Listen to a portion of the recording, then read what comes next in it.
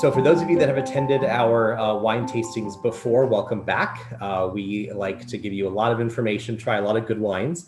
We also like to quiz you here and there, see what you're feeling and what you're thinking about the wines, and of course encourage questions and comments throughout the program as well. Before I introduce Sal Medina, our sommelier for the evening, I wanted to first give President Hiram Chodosh an opportunity to welcome the group. Hiram, thanks for being here. Thanks, Evan.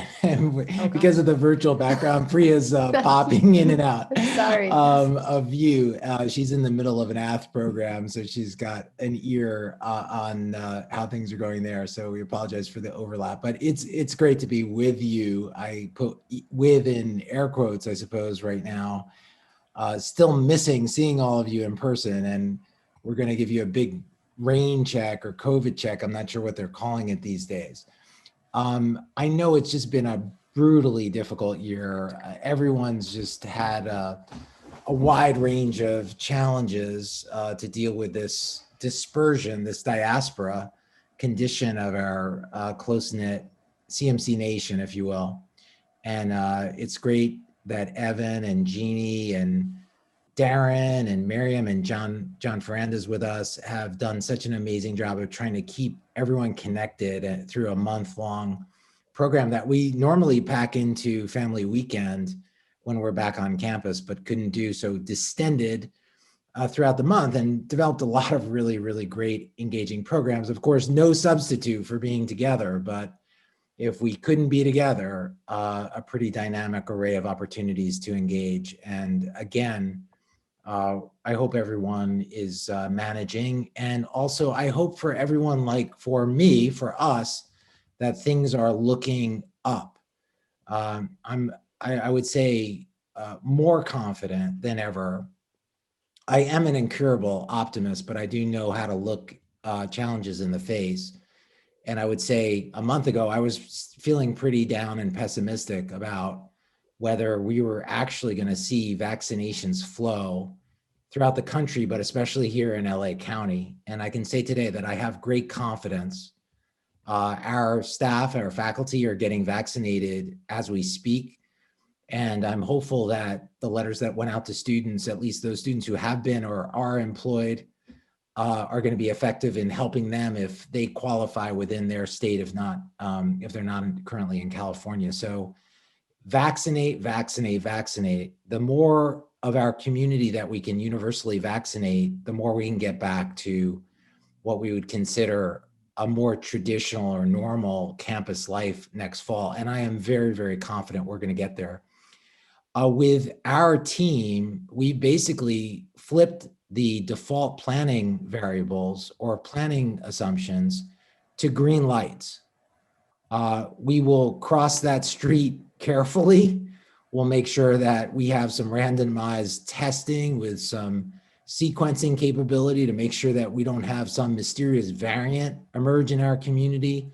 But we are presuming to get back to as full a campus life as we possibly can. And I know we all desperately need to get there and to look forward to that, starting with even some plans that we didn't expect to put in place for some modest recreational activities. We continue, Rick, and for any senior parents out there, to work very hard on what the mid-May celebration for class of 21 will look like, and whether we can add any form of hybridity to it. We're working very hard on that as we speak, but also to start being able to invite some students onto campus for summer research experiences and to house them over the summer. So lots of planning, all systems go, green lights for fall, and everyone on our team is planning accordingly, still putting the right measures in place to make sure that everyone's as safe and healthy as possible. So there's really, really great news there. And in a CMC way, we have not rested or merely managed through this crisis. We've pushed forward on our integrated sciences initiative, on our Open Academy, on the presidential initiative, on so many other ways. We've continued to press forward so that when we're through this, I think you're going to see a CMC that's as strong as ever, and I think stronger than ever as we re-engage and bring our community together. So it's great to be with you tonight. I'll turn it over to the experts, and thanks for joining us. Great. Thanks, Hiram, and thanks for being with us today. It is now time to turn the reins of the program over to Sal Medina, our sommelier and owner and proprietor of Packing House Wines in the Claremont Village. Sal does a lot of the procuring of the wines that are at CMC at the President's House. If you were on campus for Family Weekend, which you will be next year, I'm sure of it. Fingers crossed, of course. All of his great wines are poured at the President's House for our wonderful reception, and we usually do a nice wine tasting for our families during that program as well on Sunday afternoon. Sal is a Southern California native, University of La Verne graduate, and he's been working in wine for longer than he's owned the wine shop in the village, which is 14 years now, actually going on 15 years in April, I believe. So with that, Sal, thank you for procuring these wines from Argentina and Chile. We're excited to kind of walk through it. Everyone, if you haven't yet, do pour yourself some Catena Malbec, and I'll turn it over to you, Sal, and I'll share screen as soon as you're ready. Yeah, whenever you're set. And sorry, Evan, to correct you, but first, thank you for inviting me, and I should say thank you, and hello to all the parents that I recognize or I see as I come kind of scrolling through. It's nice to see you guys as it is these days virtually, and soon enough, hopefully you guys will make your way in here. But just a small correction for Evan. We actually turned 14 this year. So we've been around in the village. We are the longest running business on the west side of Indian Hill. And it was an interesting time when we celebrated our lucky or unlucky number 13th in the beginning of that start of the pandemic. So it was very scary for us to think we're celebrating our 13th year in the pandemic. But fortunately, the light at the end of the tunnel is near, and we're going to jump into the 14th year of operation here. Today, as Evan had mentioned, we're going to go through a couple of wines from Argentina and Chile. Specifically, what I'm really excited about, and hopefully you guys have more than one glass. If you don't, I always joke, feel free to grab yourself a coffee mug or a water glass, or it doesn't have to be a wine glass. Wine glass is preferable, but if you can at some point, we want to taste the Malbec side by side when we get to those. So if you have a second, feel free to pour yourself that second glass or a little bit there as we make our way through the wines of Argentina. Argentinian grapes. I'm sure many of you are already familiar with Malbec, which is the feature wine that we're going to be tasting this evening. But there are a few other grapes that Argentina is really doing exceptionally well. The black grapes, or your dark skinned grapes, Bonarda, Cab, Syrah, Merlot, Tempranillo. There's also a little bit of Cab Franc. I shouldn't say a little bit, but there's a fair amount of Cab Franc that's growing down in Argentina. And then their white wines, Torontes is usually the one that people really identify as an Argentinian white grape. But I believe they're growing more Chardonnay than Torontes, or at least vines planted in Argentina. And then they also have a little bit of Chenin Blanc. But Malbec is king in Argentina, and really they're starting to do a wonderful job. We don't have them today. Today we have 100% Malbec, but the wines of Argentina now, if you can find some blends that are a blend of Syrah and Malbec or Cabernet and Malbec, you're going to find exceptional wines at an exceptional value-driven price. The best thing about Argentinian wines is how affordable they are. I've had customers who make their way in our store from Argentina that say some of our wines are priced about $1.50 more than you can find them in Argentina. So the Argentinian wine industry has done an amazing job of exporting wines to the global market and putting Argentina on the kind of forefront of quality wine, and especially with Malbecs across the board. First, for those of you that are, I don't want to say new to wine, but for those of you that have been drinking wine but not necessarily evaluating wine, here are some kind of quick tips and simplicity of how to taste wine like a professional. You always want to tilt your glass sideways. If you have a napkin or a white background, it's always amazing how many people will tilt their glass sideways and place it over a black tablecloth or a black bar top.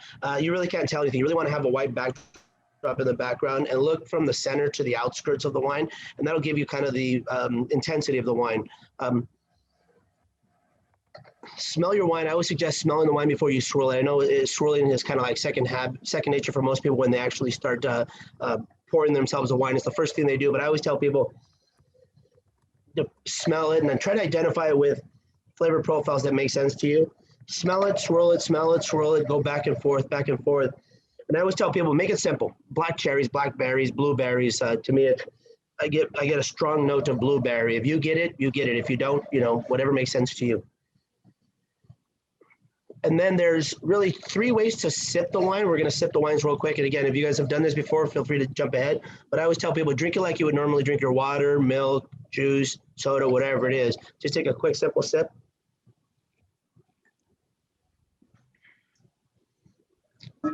Tastes like wine. The next sip I'd ask that you do is go ahead and let the wine sit on your tongue for about 10 to 20 seconds. Let it massage your tongue, kind of back, forth, forward.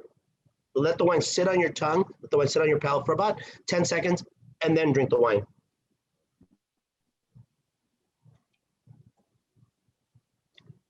Kind of agitate the wine with your tongue to really activate it. Now you should get more tannins, more acidity, a little bit more grip, and a little bit more bite. And then the third way, this is how those of us in the wine industry, the sommeliers, the buyers, the professionals, we actually aerate the wine in our palate. So I will do it very aggressively so you can hear it.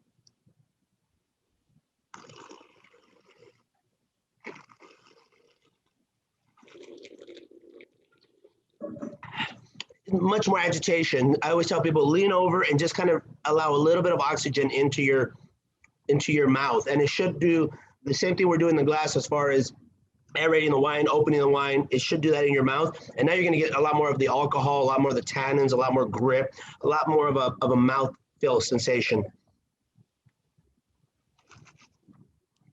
And then the last one there, I always just let people know, just think about the wine. What does it remind you of? What is it? What do you want to pair it with? Are you thinking about food? Are you thinking about chocolate? Are you thinking about just having a glass and enjoying and hanging out? But one of the things that we do with wine is most people just drink it. We don't actually think about it. And the best way to really connect the wine to your long-term memory is to give it a couple of seconds to really identify the wine and put it in your long-term memory.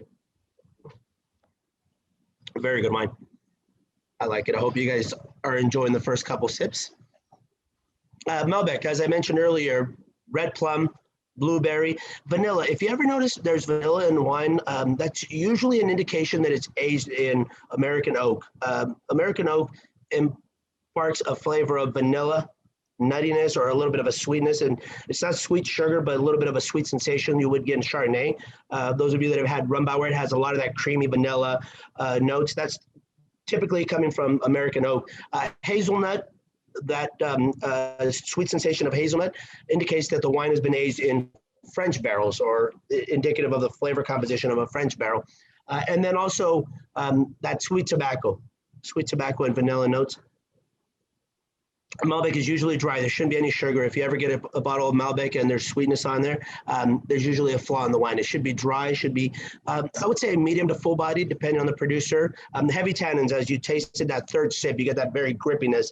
What that is asking for, it's asking for fat. It's asking for that steak. It's asking for cheese. It's asking for something to really kind of balance out the tannins and acidity that the wine has. And the alcohol is usually about 13.5 to 15%. And the interesting thing about the first two wines is that Catena is actually sitting at a lower alcohol than the Zuccardi is. So hopefully you'll be able to identify that when we go through them side by side. So you mentioned craving a steak. Why is Malbec and steak so synonymous? Well, for a couple of reasons, I would guess, but primarily, we always joke about in the wine industry that people drink the way they eat. It goes where it grows, kind of thing. Argentinians are famous for their red meat, for their steaks, for the amount of red meat that is amazing in Argentina. And the best thing to pair with a steak would be a nice full-bodied wine. So the Malbecs are designed really to be able to complement that steak on the table. And it's perfect because, again, you have that acidity and you have the tannins that's looking for that meat or that heavy structure. If you pair this with fish, your palate sensation would be very heavy in tannins, and then you'd have the fish, which is very light in flavor. You'd almost not taste the fish anymore. The wine would really destroy the pairing of fish with this wine, where with steak, they kind of complement each other in terms of body. And I always tell people, drink what you like. If you want red wine with fish, drink red wine with fish. If you want white wine with steak, drink white wine with steak. But there are some general rules in terms of red with red, white with white, medium-bodied dish with medium-bodied wine. Again, it goes where it grows. If you're drinking a white wine from Rias Baix in Spain, that's a very coastal region. There's a lot of white wine there because they eat a lot of fish there. They eat a lot of seafood. Thank you. And this is what we are looking at. If you see the darker area that's right in the, you know, the central region or just south of that central region point, this is the region of Mendoza, but that area specifically is Uko Valley. What's interesting about Uko Valley, and if you look at the side where it has Zuccardi on the side here, there's a number one, which is Gualtellari, and number two, right in the middle of the smaller map. That's exactly where both of these wines are coming from. So the really unique thing about wine number one and wine number two is that both come from the exact same single vineyard site. The only difference is house style, the way the winemaker wants to interpret the wine when it gets into the bottle. What's really, really unique about this area of Uko Valley was in 2009, somebody dug into the ground far enough that they identified that there was plenty of limestone in the valley of the Uko Valley. Limestone is important because it really creates this long length of wines. I always talk to customers about tasting a wine in length, and I forget that to me that makes perfect sense, but for most people it doesn't.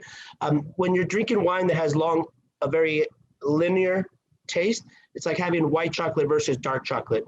Or when you have white chocolate, you get that nice focused flavor. When you have dark chocolate, it's rich, juicy, or having a fillet versus a ribeye. Fillets tend to be very linear, ribeyes tend to be very round. This wine to me is very linear, and most of the wines that come from Uko Valley tend to be very linear because there's limestone. And the limestone, or the rocks that are found in the ground, have these amazing chalk around it, which absorbs the water, protects the vines, really allows the vine to kind of wrap around the rock and allows it to continue to irrigate itself. This vineyard is 100% dry farmed. Essentially, they don't irrigate it, but all of the water that comes out from the Andes is the water that the vine gets for the season.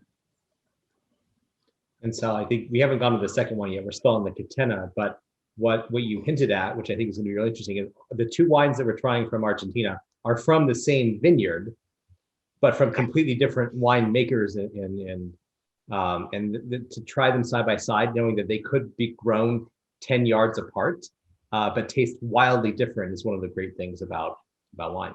They could be as close as one row apart from each other in terms of the vineyard from one direction to the next, but it really is the winemaking style, the house style, whatever it may be. And here's the other interesting point. Both are 2018 vintage. Both were reviewed by the Wine Advocate, by the same person at the Wine Advocate, and both received 93 points. One of them cost $10 more than the other, but as far as on paper, everything there seems to be identical. So the interesting thing is, when we try them side by side, which wine do you prefer, Zuccardi or Catena? So before we do that, go ahead. No, go ahead. Sorry. I was just going to mention both of these houses, both Catena and Zuccardi, are a good sized production. You'll find Zuccardi wines as low as $8 to $9. You'll find Catena as low as $8 to $9. Both of them are big houses. I wouldn't call them the Mondavis of Argentina, but they definitely produce a couple 100,000 cases across the globe. Right. So on the Catena, before we move on to the Zuccardi, Darren has a couple of poll questions we're going to ask. We're going to ask what rating you would give this wine. So on a rating from 1 to 5, with 5 being the highest, what would you give the Catena Malbec? 1 being the lowest, 5 being the highest.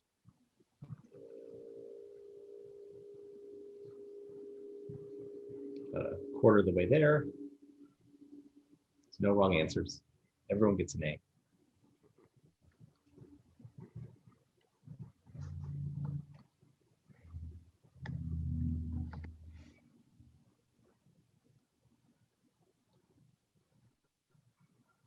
All right, Darren, go ahead and stop and share, will you?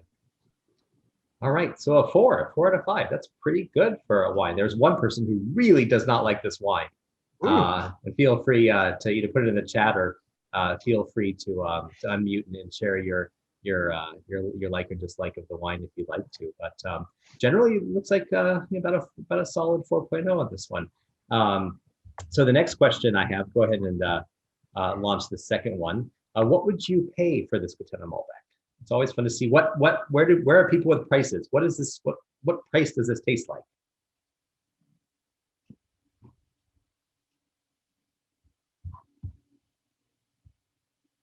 And this is a test. Whatever you put in here is what Sal charges. No, I'm kidding.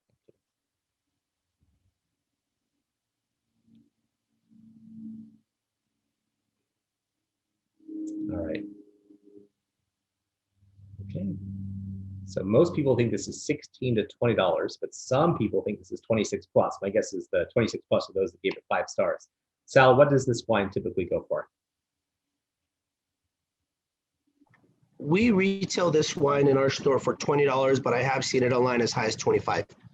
So it's in that, to me, that really nice sweet spot of under 20 for most people. That's especially during the pandemic, we've seen an increase of wine in that $15 to $20 category. That's typically what people are drinking. So at $19.99, to me, I think it's a solid wine.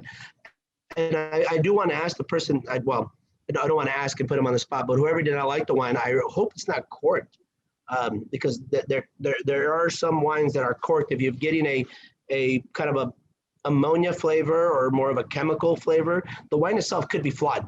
It may not be. If you're not getting that ammonia flavor, I guess it's just not your wine. That brings up a good question, Sal. What percentage of wines are corked or are not good when they go in the bottle or become bad in the bottle?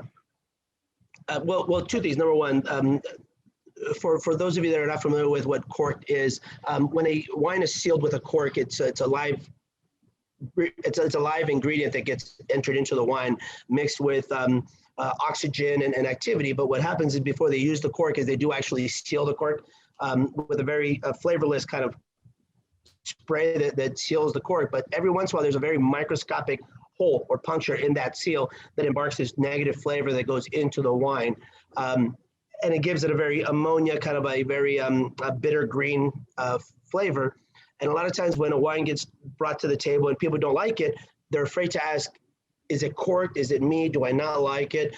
And I would always tell people that if you ever order a bottle of wine and you think there's something wrong with the wine, you can always ask the person that opened it or the sommelier on staff or whoever it may be to double check it. Because believe it or not, about 7% of all wine made is corked.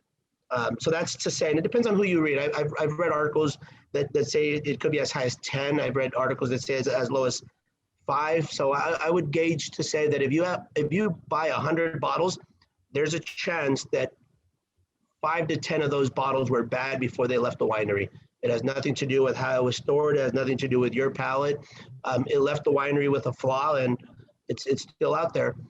That being said, our policy here, if you ever get a bottle of wine that's corked, we would take it back from you and exchange it for another wine.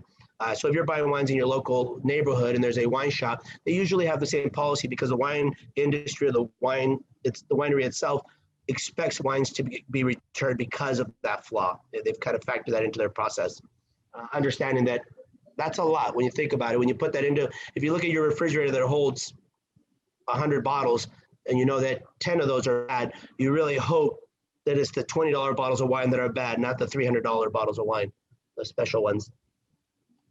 All right, Sal, why don't you walk us through the Zuccardi, and then everyone just a reminder that it'll be fun to try them both side by side. So we'll do Zuccardi and then encourage you to go back and forth between the two. Yeah, Zuccardi, to me, it's very interesting thinking that they are coming from the same place. As far as the flavor profile for me, again, Zuccardi is a large producer, and I think both wineries are currently on their 3rd generation of winemakers in-house. So both Catena is a 3rd generation winemaking team, and Zuccardi is also on a 3rd generation. So both wineries have been around for quite some time. They're very well known. And more importantly, they were the ones that put the money up to develop this vineyard, Paraje Altamira. They were 2 of the 4 original houses that spent the money to try to find out whether this property was as valuable as they thought it was. While they did own some of the land that was on this property, they didn't own all of it. So it wasn't necessarily something that they did for themselves 100%.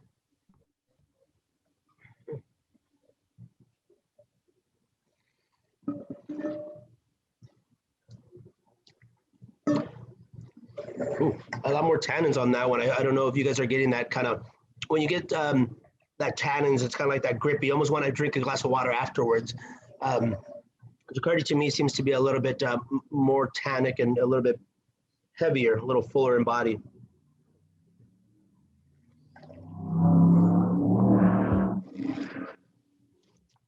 Interesting thing about the two, if you guys haven't taken a look, is that Zuccardi, and you can tell on the stems, the tiers, the legs, whatever you want to call them, when you swirl Catena next to Zuccardi, Zuccardi is a little thicker in viscosity, which will always tell you that there's a little bit more alcohol in that wine.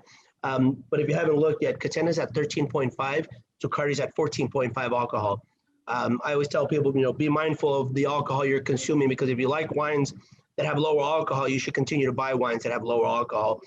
Not just because you like Cab, you're going to like Cabs. Not just because you like Malbecs, you're going to like Malbec.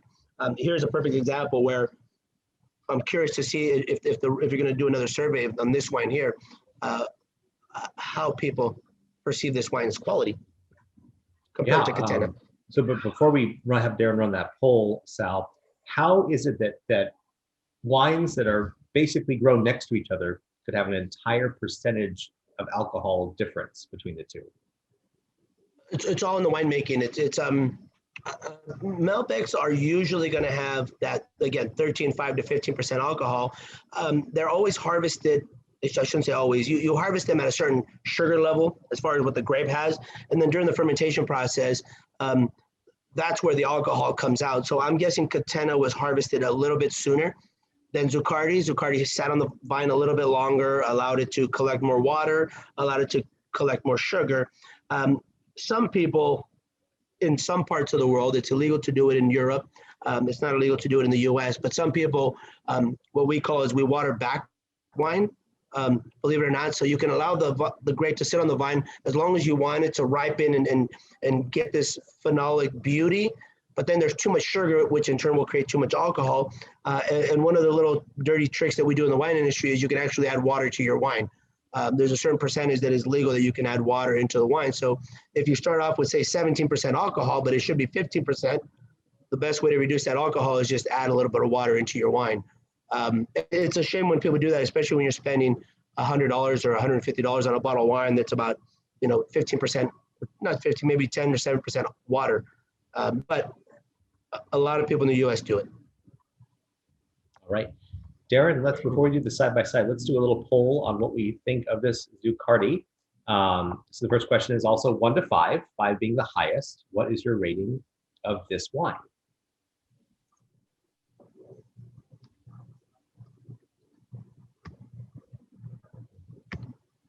A little bit more. I know there's more than one person on the Zoom, which usually it is for a wine tasting. You've got to have a collaborative scoring effort. All right, this one scored a little bit lower. So a lot of 3s, but I'd say probably collectively it's about a 3.5 out of 5 compared to the Catena, which was a 4.0. All right, let's do the next one. And same question, price on this wine. What do you think it costs? Or what would you pay?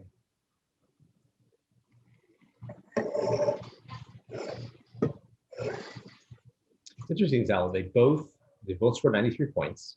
They're very different with alcohol, very different in style, and very different in rating from this group. Yeah. All right, Darren, go ahead and share. All right, so the majority also say 16 to 20. Sal, what does this typically retail for? This wine, I believe, is a little higher. I think it's 27 on the shelf. And I think if you look up on wine.com, I believe they have it for $32, which to me seems a little overpriced for that wine. And really, once you start spending more than $30 for Malbec, you should get amazing Malbecs. You should get really, really, really great Malbecs.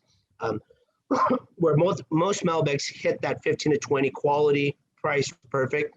Once you break $20, once you break 20, you should be at a good Malbec. Once you break 30, you should get an amazing Malbec. So Tracy says that she feels like this one probably is more expensive, but it's not as smooth. What do you feel is that not so smooth? Is it the higher alcohol, the bigger tannins? Why do you think this one doesn't kind of roll off the palate as easily as the Catena. I actually agree with that statement. I think I could drink 2 or 3 glasses of Catena easily. This wine here, I absolutely want food with it. The tannins are so racy, the acid is so sharp. It's not as smooth as the other one. It really, to me, asks for food. I'm going to guess that there's a lot more new oak in this wine. You get that juicier, that heavier grip. I think there's new oak in this wine, and there's a longer aging process in this wine that gives it that bigger mouthfeel. It's a bigger wine, and I agree. I prefer, personally, I prefer the Catena as far as its quality, but I think that the price also indicates that there is more invested into the winemaking process of it, which is why I'm going to say there's more oak, plus the mouthfeel of this wine here. And the longer aging and the more new oak would justify the increase in price as well. I don't know what an American oak barrel costs in Argentina, but to buy an American barrel in the US, it's about $700 to $900, depending on which cooperage you use. To buy a French barrel in the US, it's about $1,200 to $1,600 a barrel. So I always tell people, when you go wine tasting and the person behind the counter or the winemaker or whoever's there talks about how much oak they're using, they're justifying the price tag that they're going to tell you the wine costs. So if you go wine tasting, you start tasting a wine, and they start speaking about the oak, be prepared to spend $50 or there plus. Is there a way of softening the blow? It's like, oh, we got great American or great French oak and Francois Frere barrels and medium toast and all these wonderful things. And it's not going to be $15 a bottle. It's $15 a bottle. They're going to talk about oak chips or oak oil that can be used in the wine as well. And a question from the Aldriches in the Bay Area. Why is one of these wines in a Burgundy bottle and the other in a Bordeaux bottle? What would be the reasoning there? I don't know. I thought the same thing. I'll be honest. When these came in, I thought the exact same thing, and I didn't reach out to the supplier to ask them. It's got nothing to do with aging. Burgundy and Bordeaux or Cab and Pinot bottles. For those of you that are this we would call a Cabernet bottle or a Bordeaux bottle, and yes, we would call this a Burgundy or Pinot Noir bottle. The different setup. They're going to age the same. If I were to guess, again, it's just a financial question. I think Zuccardi may have got a really good price on these bottles and bought a whole bunch of them. Sometimes just necessity is the mother of all uses. You buy them in bulk and you have extras and you just use them the way you need them. So Sam, now that we have both of these Malbecs open in our glass, how would we taste them side by side? Do you literally just go from one to the next and back and forth? Or what's the appropriate side by side way of tasting?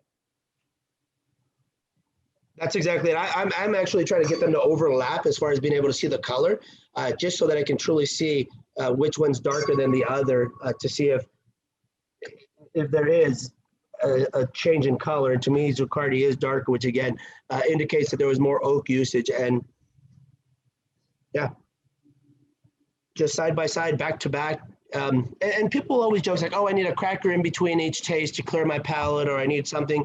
Water will do it just fine. You're basically trying to get rid of that top layer. Once you put a cracker in your palate, you're still adding some kind of flavor composition onto there. So I always tell people that just rinse, have a little water in between sips, should be easy enough. And then when you're trying to smell wine, one of the tricks that we do in the wine industry, believe it or not, if you don't think you're smelling correctly, we always smell our forearm, because you know what your arms or your body smells like on a regular basis. So you kind of smell your arm, you recalibrate, and then you go back to smelling wine. It's the funniest thing, but when we're studying for blind tastings, you'll see a whole bunch of us kind of smelling the arm, and you're doing that just to kind of start back to ground zero when you're smelling wines. If you can't identify blue versus black fruit, Zuccardi to me has a ton of black fruit. Catena has a ton of blue fruit, kind of like a pomegranate sweetness. Kind of interesting, but again, to be able to do two wines from the same area, from the same specific soil, from a very unique soil at that, but having two different winemaking styles, and I'm surprised that that Catena tastes so good for only having 13.5 alcohol. To me, that's a perfect wine to have with the filet. Zuccardi, you want to have with the ribeye, something much heavier. Great. And do you feel, Sal, that these are both deserving of 93 points? No, I don't. It's generous. I think it's generous. Yeah, I think personally, I would rate Catena 91 plus, maybe 92. Zuccardi, I would rate 90. I understand why they got 93 points, because they have good drinkability. but I don't think it's a mid-90s wine, personally, from other Malbecs that I've had in that price point. And while we're on the subject of scores, I always tell people, and this is kind of a general understanding when it comes to scores, what they're rating is what the wine is supposed to taste like. It's typicity. Does this wine taste like Malbec from this region, from this area, for that vintage? But I always tell people grades are like scores. Just because 2 kids got a 90 or just because 2 kids got an A doesn't mean they're just as smart. Wine's the same way. Just because 2 wines got 93 points doesn't mean they're just as good. And this is a prime example in the sense that you tried both of them, but I'm curious, on that survey that we took, how many of you rated Catena a 3 and how many also rated Zuccardi a 3? Or was there a difference between the two? I rated a 3 and I rated this a 2. I was a little tougher on this wine here because it didn't have what it should have had, but I think it'll age better. All right. Well, I think we're ready to go on to the next tasting. So I'm bringing back the screen here. Walk us through, as we finish our Malbecs, walk us through a couple of these last slides before we hit Chile.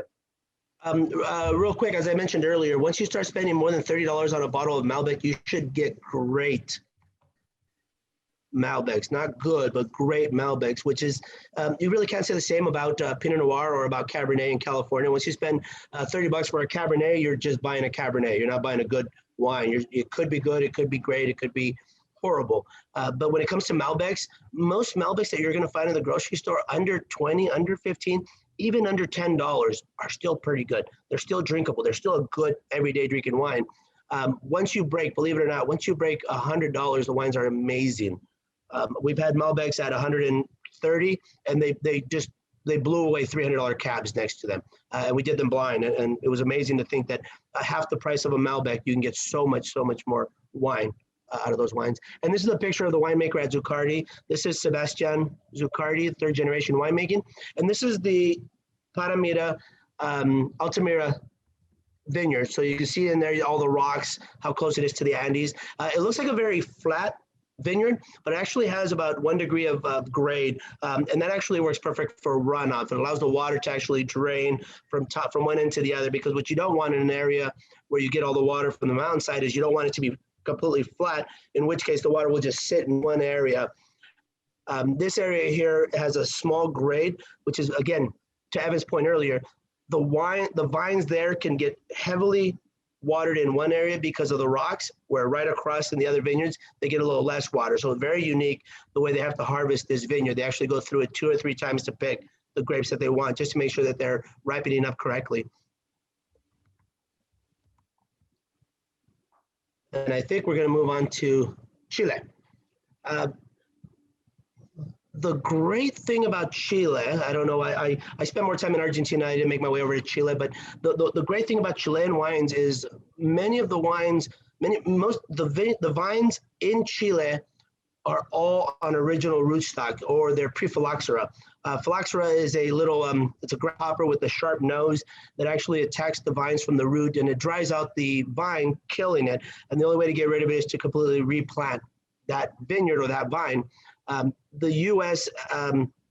Originally had Phylloxera, and then we took it to Europe, and then it made its way down into all the European countries, and then they had a replant with American rootstock, which became tolerant to Phylloxera. Phylloxera has not made it over to Chile because of the Andes Mountains. So the really cool thing about these is these are original vines that are in Chile. So if you ever make your way to the Chilean wine country, you'll see these gigantic trunk-like vines because they've been around for over 100 years in many places. Here in the U.S., we generally have to replant the vines about every 30 to 40 years. In Chile, they're still using 100-year-old vines simply because the vines are so well accustomed to their environment. Right in the center is what we're going to be tasting. You'll see Concha y Toro. Concha y Toro is a grocery store brand. It's everywhere. But they do have premium wines or premium brands. This one here is Marquez Casa Concha, which is one of their premium lines. But if you ever walk to the grocery store and you see Concha y Toro for $7, again, the first 3 wines that we're tasting are large producers. What I was hoping to find was a good quality Carmenere, regardless of who made the wine. To me, it didn't matter whether they made 100 cases or 1,000,000 cases. If the wine's good, the wine is good. And this shows amazing typicity. This is what Carmenere should taste like. So if you like it, great. If you don't buy any more Carmenere. Never waste your money on Carmenere again, because they all taste very similar to this.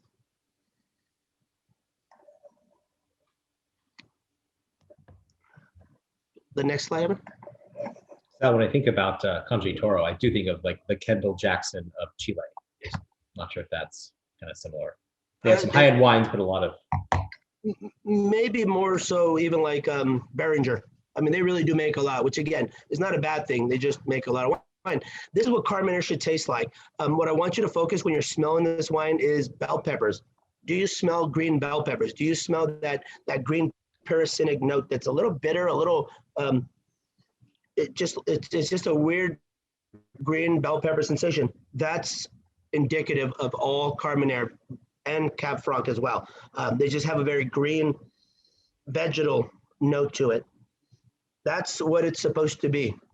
Dark skinned grape, thicker color, thicker viscosity, so we're guessing higher alcohol. And again, if you're getting vanilla, if you can catch the vanilla on this, there's a chance that they use American oak.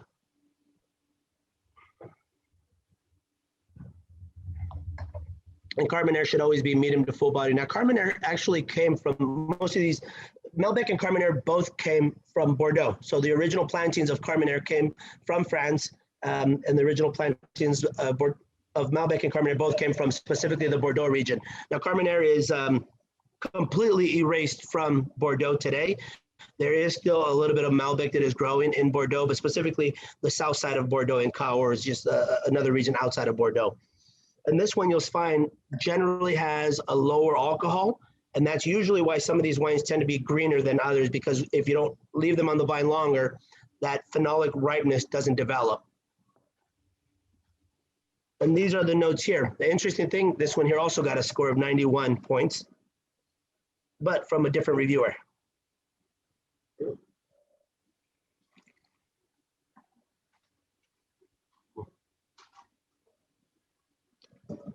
Light, easy drinking, very mellow. 14.5 alcohol on this wine here. So very similar in terms of body and weight to Zuccardi. And also another steak wine. This wine would go perfect with your steak, your red meats, your red pastas, your red dishes. Lamb, anything gamey would work as well.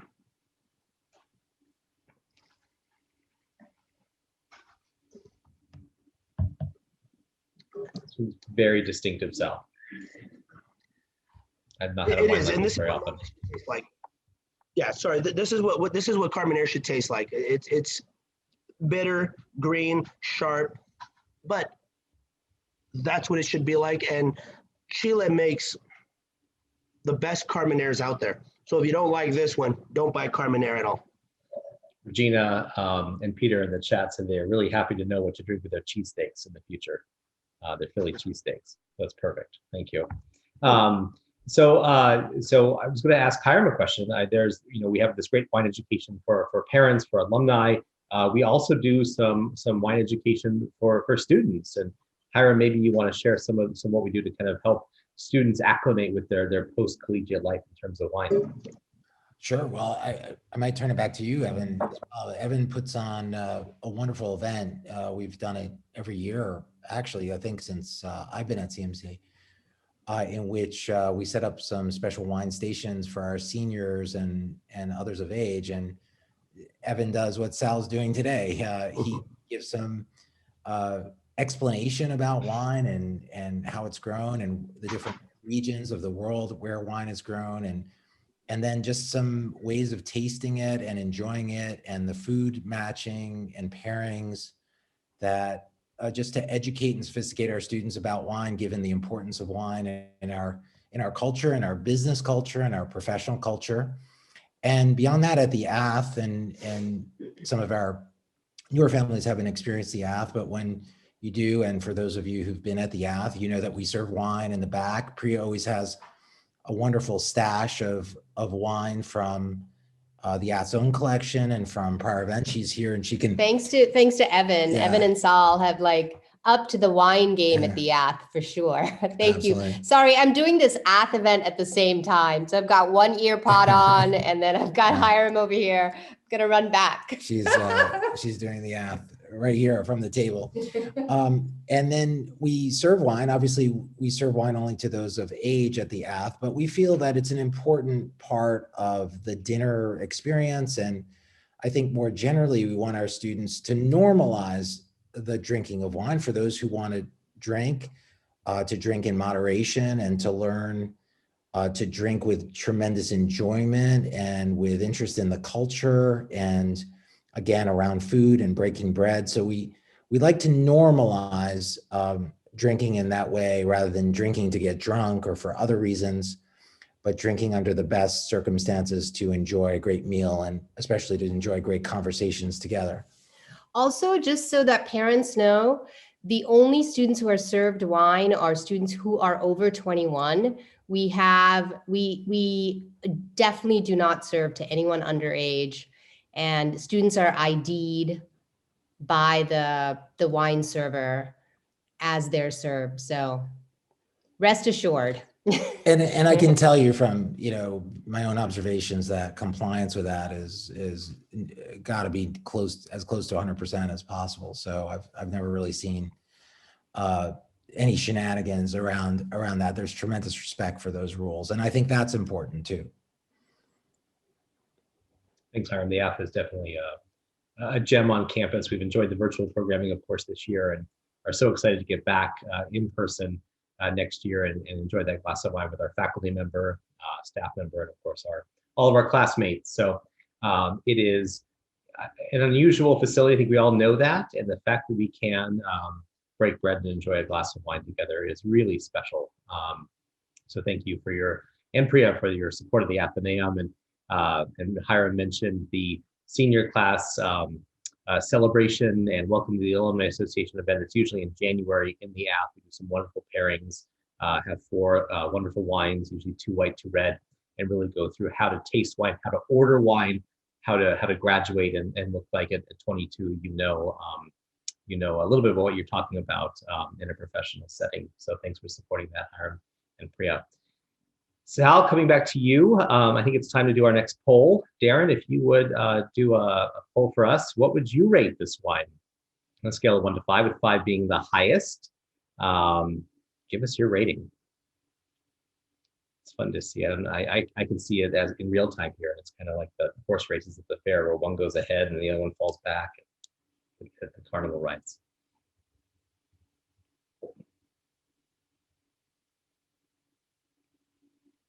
All right, Sal, this is a 4.0 wine, give or take. A lot of people really enjoying this one.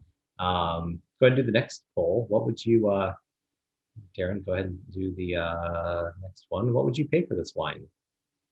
What do you think the price point is here?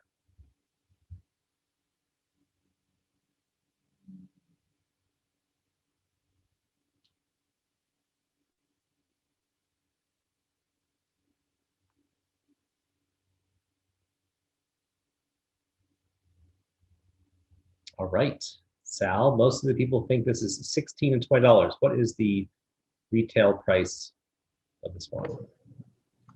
That's fantastic to hear, because we retail it for $16. So of the ones that we've had thus far, it's definitely the most inexpensive one. I love this wine for its uniqueness. I don't necessarily know if I'm going to give the wine a 4 or a 5 rating, but I love the fact that it's different.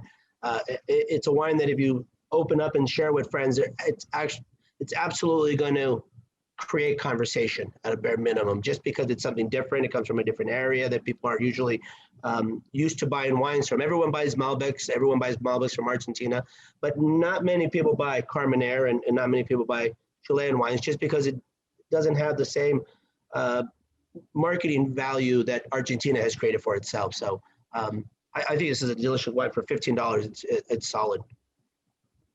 And Wine Spectator, 91 points. They tend to be a little less generous. So 91 points. Do you feel that's accurate, give or take?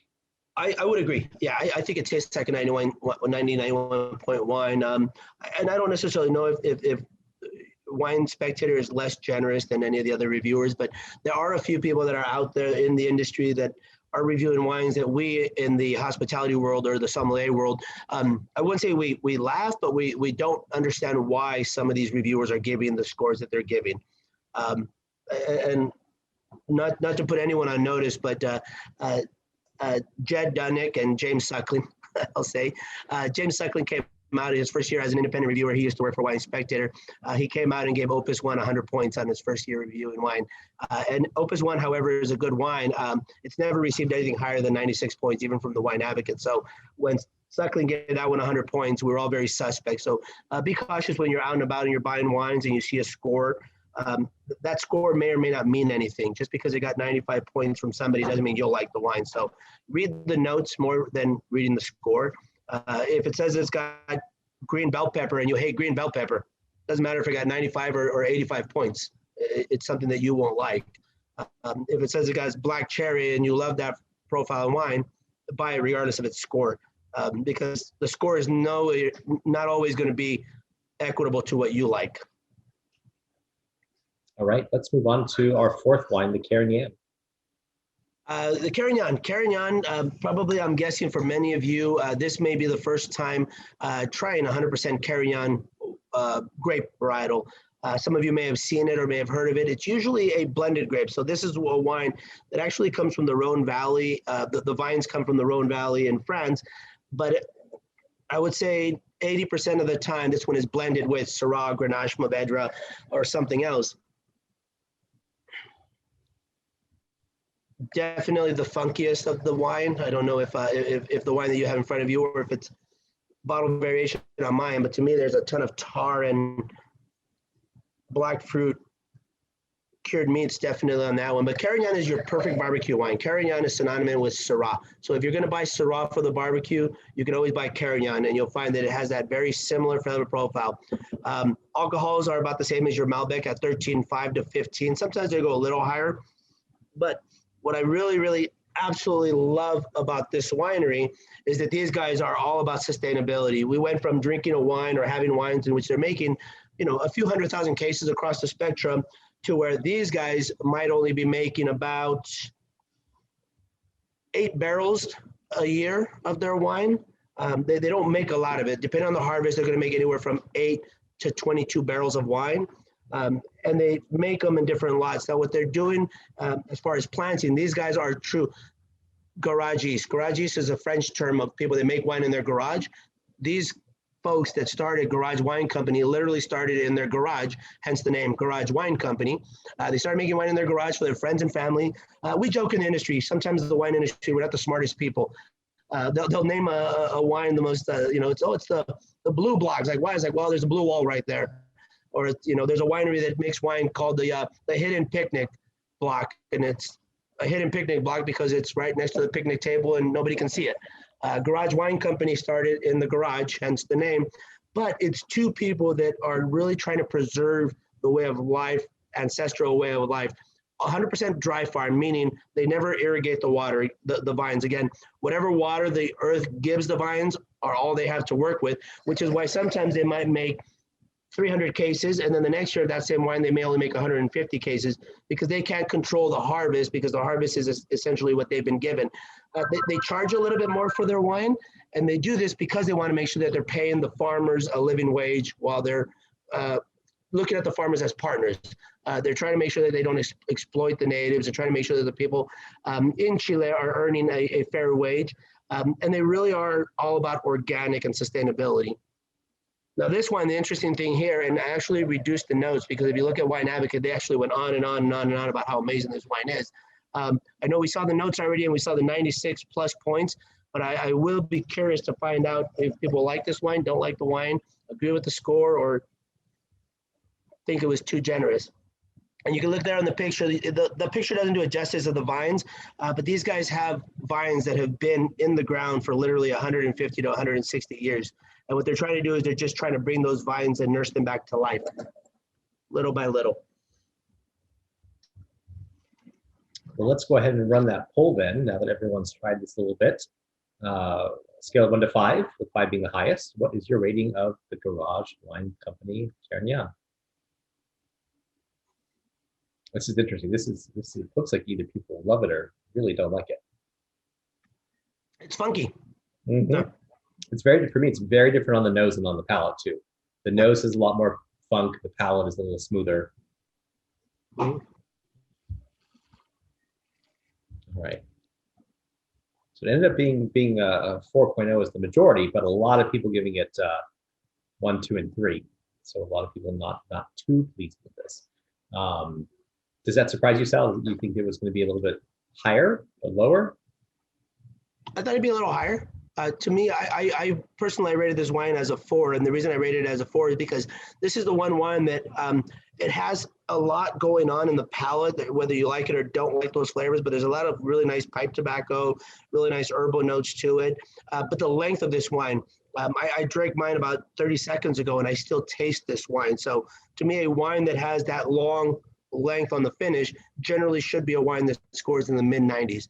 If you get a bottle of wine, a glass, and you drink it, and then the flavor disappears, those wines are generally low 90s or high 80s scores. A wine that's going to sit on your palate for a minute to 2 minutes will generally score 95 points. And this wine, again, to me, I still have that flavor. And again, if you don't like it, that's not a good thing. But if you like this wine, the fact that you can enjoy it at a slower pace and truly that length of the wine, it's a fantastic wine. And this wine here has a production scale there, 250 cases made. So on this wine here, again, much smaller compared to the counterparts that we tasted before.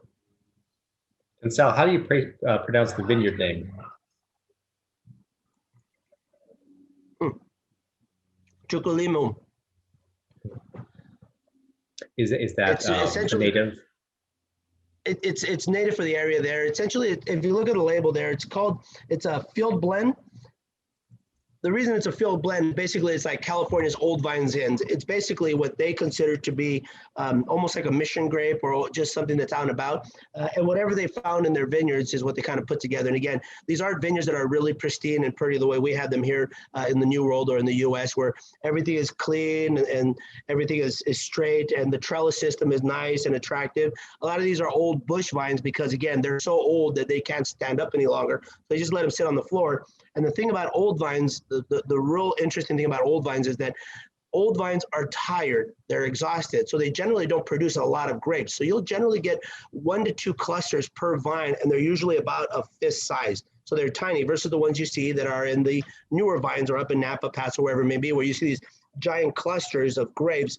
Old vines will generally create just these tiny little fist size grapes of flavor, kind of concentrated quality in them. Darren, go ahead and launch the next poll question. This is the price question. Very curious of what you think this is, what you would pay for it, what you think where you think its value lies.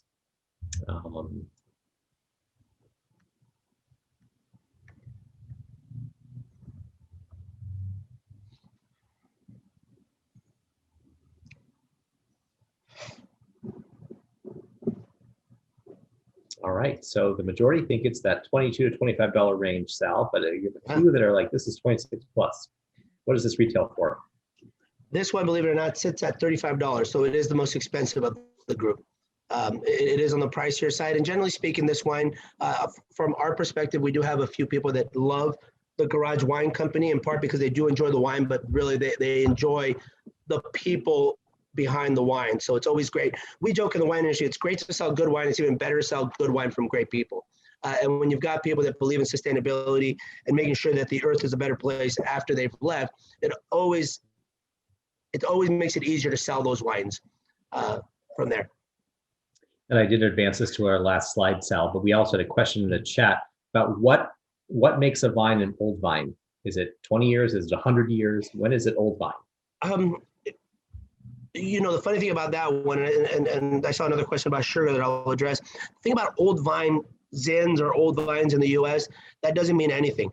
So whenever you go out and about and you see old vines in, that means those vines could be anywhere from 5 years old to 50 years old. There's a general understanding that they should be over 10 years, but there's no legal limit or expectation set on the word or the usage of old vine.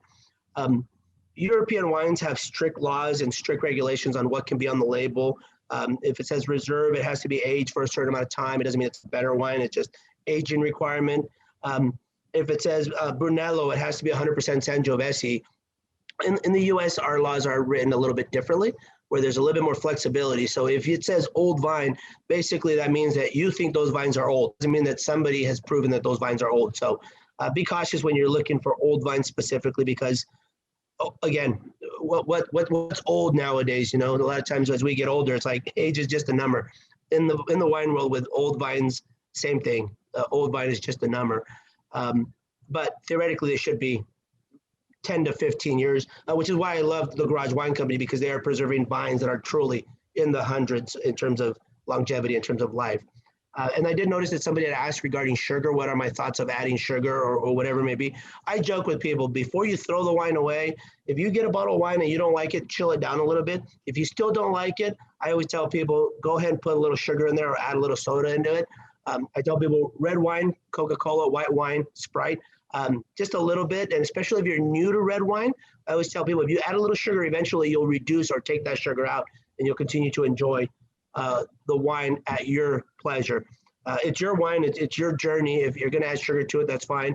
As far as winemaking that leaves sugar in the wine, again, that's another one of those dirty secrets. If you ever drink a bottle of wine and you wake up with a hangover, it's not always the sulfites. Everyone blends it on the sulfites, or the reaction that you get is the sulfites. It's usually unfortunately, the chemicals that are found in some of those wines. In the U.S., again, our laws are written to where you can modify the wines as you wish. In Spain, it's a federal crime when you start modifying wines. Where in the U.S., again, just because the wine says Malbec on the label, or Cabernet, I should say, or Merlot, all that says is 75% of these grapes have to be Cabernet, Malbec, Merlot, whatever it is. The rest of it could be mission grapes. The rest of it could be water. Doesn't matter. But by law, it only has to be 75%. Where again, in Europe, in Italy, if it says Brunello, 100% Sangiovese. If it says Burgundy, 100% Pinot Noir by law, by federal standards. And again, there is plenty of great wines in South America, believe it or not. Uruguay is making incredible Tanat. If you're out and about shopping, look for Uruguay wines. Brazil, great Tanat. Uruguay is also making great Pinot Noir in the coastal region. So there is more to South America than just Chile and Argentina. There is more to Mexico than Valle de Guadalupe. Everyone thinks Valle de Guadalupe is the only wine country in Mexico, but some of the best wines come out of the state of Michoacan. So there's a lot more wine out and about, and that's just a matter of exploring and trusting wherever you buy the wines and having somebody help guide your wine drinking experience. Thanks, Sal. I know we have Priya with us because the app event ended 6 minutes ago. Hello, Priya. Welcome back. Priya, if you wouldn't mind saying, give a little glimpse into next year. I know we have our 75th anniversary coming up. The Athenaeum is very integral in all of that planning, and of course, we hope to have lots of wonderful speakers next year, just like this year. So, anything you want to give us in terms of a sneak peek? Yeah, thank you, Evan, and thank you everyone for being on this event. The wines are amazing. Thank you, Sal and Evan, for organizing. So I'm gonna jump off the 75th theme that Evan introduced. So we're working. The theme has some pillars that are gonna help us sort of guide some of the events, and those are pillars. Sort of intellectual pillars that are the foundation of CMC. And so what we're trying to do, I'm working with some faculty and with others, including some alums and trustees and students, to try to identify really high-level speakers for each of those pillars. And we had a meeting yesterday where we had kind of a wish list of just amazing, amazing speakers for each of those areas. Are people familiar with the areas yet? No, you can tell me. Tell so the areas are commerce and civilization, science and policy, and unity and division. And so I'm trying to think really big on all of these, because for those speakers that are going to be the 75th anniversary commemorative speakers at the Athenaeum, I just want to go big. And if you don't go for it, like, you're not going to get someone. So it's not that we're just, sort of solidifying this list. We'll probably have about 4 to 5 speakers in each of those categories. The theme of leadership has to run through all of those categories. So for example, in science and policy, I am just going for Atul Gawande. I mean, he is all, he's this incredible doctor who's at Mass General. He's a prolific writer. He's huge on policy. So he really understands the intersection science and policy, not just in medicine, but in other scientific areas. I'm also going to go for Jennifer Doudna. She is a new Nobel laureate in science. She's the one who, along with a colleague at MIT, invented CRISPR. She's at UC Berkeley. She's a Pomona grad. We almost had her at the Ath 2 years ago, and literally the night before, she canceled on me. So she owes me, although, you know, so I'm going to go for her. We are also going to go for in unity and division. I think that we got to think about Amanda Gorman at the inauguration and the amazing poetry that she reads and that she feels. I mean, she also spoke at, she delivered one of her poems also at the what's it called, Super Bowl. At the Super Bowl, that was incredibly powerful. And I think you know, not only do we have not only does she fit in that category, but I think it's really also important to have creatives in the mix somehow, you know? So we're going to go for her. We're going to go for Darren Walker, who's the chairman of the CEO of the Ford Foundation. The Ford Foundation is really committed to using their philanthropy to achieve some social goals in the US. And I think he can really speak to the importance of philanthropy in the area. So we're, and then there's several people in commerce and civilization that we're also going to go for. Let me get that list. Excuse me. Sorry, it's right here. No problem. Are going after a couple of Supreme Court justices. This is how I keep my list. They're all on paper. So yeah, we have a couple of justices that we are gunning for. We have we have also Austin Goolsbee, who's an economist out of Chicago, who does a lot of sort of social behavioral stuff. Robert Schiller, who does a bunch of stuff on housing. He's also a Nobel laureate. So, I mean, these are, and there's so many other people as well. So these are just some big ideas, and we have 5 or 6 people in each category, and we're just going to go through them until we can line them up. So that's just that's a little bit of a dream list, but you got to dream. They're within reach. We have some people that, Raj Chetty was here this year. We put him back on the list because he was so great. And Hiram has Anthony Fauci on the list too. Yeah, absolutely.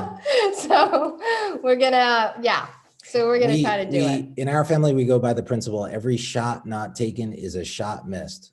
Yeah. And if one of these can't make it, we go after the next person. Brian Stevenson is the other person on my unity and division list as well. So if you guys are, any of you in SoCal or want to come, we'd love to have you. And of course, we're going to try, I think there's going to be a lot of demand for online events as well. So I think we're going to try to live stream a lot of these, which we haven't done a lot of in the past. But I think we've all sort of gotten used to that now. So and we will try to live stream some of these. Hopefully our speakers have gotten more used to it. They've really been the impediment of not wanting us to webcast, but we're going to press them to see if we can webcast and reach all of you who are remote, and also some new audiences, and may even achieve some co-sponsorships with other organizations and institutions to reach new audiences to put our contributions out there into the world. Thank you both. It has been incredible to share the Athenaeum with our alumni and parent community this year. And I do hope we can share at least a few speakers, if not as many as possible, next year. So Priya, thanks for your work on making our 70th anniversary celebrations truly spectacular at the Athenaeum. We are almost to time. We have one more polling question that I'm going to ask a few people, including some of our special guests, their favorite wine. So Darren, if you would run the last poll for us.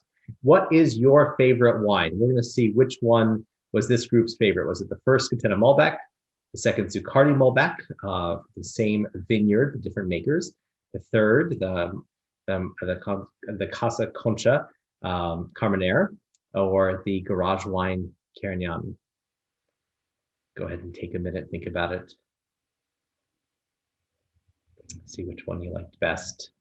They're all good. They're all very different. like Sal said, one deserves a filet, one deserves a pork chop, one deserves a ribeye, one deserves some cured meats.